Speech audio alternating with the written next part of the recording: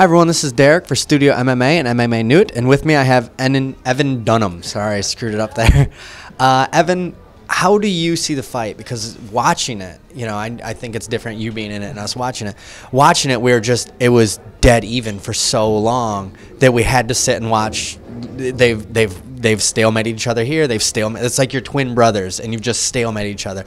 When that happens, what do you do? Do you think I need to do a spinning jump back kick and throw him off, or what do you do? Yeah, it was definitely even, but I knew I wasn't fighting to my full potential. I felt slow and cold that first round, and I knew all I had to do is just, you know, get going, get warmed up, and I knew that I had a lot better performance in me, so I knew it was just a matter of time that would come out. I'm one of those guys that sometimes starts slow, but you know, as the fight goes on, I build momentum, and I knew that was going to happen. And I think that's what we saw at the end of the first when I got him down. I kind of switched the game up, and because I was really expecting him to push for the takedowns, and he did, but I found that I could take him down just as easily. So once I kind of figured that out, I was able to turn the tables and really, I thought, dominate the end of the first and then also the second. Now, a lot of people don't realize it's hard to take a man down, and it's hard to fight off a takedown.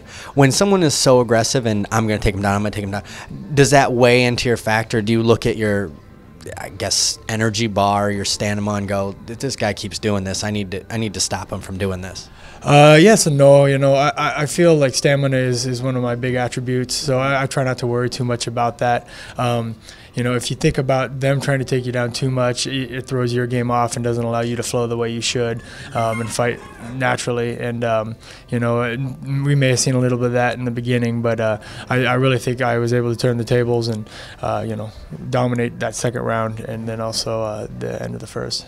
Now, when you were basically stuck in first gear in the first round, a lot of people don't jump out of that. That's, you know, we've seen it with a couple other fights tonight. How do you personally, is there something your corner said or something, a mental note you took? How do you go to second gear? You know, I personally know I'm that kind of a fighter, and then I'm able to flip that switch. You know, once I realize, hey, he's hitting me in the face, I'm going to fight, I better do something or he's going to continue to do it. And it's also, you know, I was able to take comfort in what one of my coaches, Ray Sefo, said. He says, you know, in the gym, if I have a bad round, you know, one round doesn't determine the next round. You know, start over, you're fine, you know what I mean? Just because this happened in that round, that has no implication on the next round. So that's what I did. You know, I just went out in that second knowing, okay, you know how you can fight, now go do it. You know, and that's how I'm able to make that switch. With someone like Ray in your corner, who's predominantly stand-up fighter his entire career, I think he's done one MMA or two, I'm not sure, but with someone like that in your corner, is it a constant reminder, like, he's watching, he knows I made that error, can you hear him yell, like, do this, do that? Yeah, I can hear him yell. Ray's got a very distinctive voice. You know, he's a big dude, so you can hear him.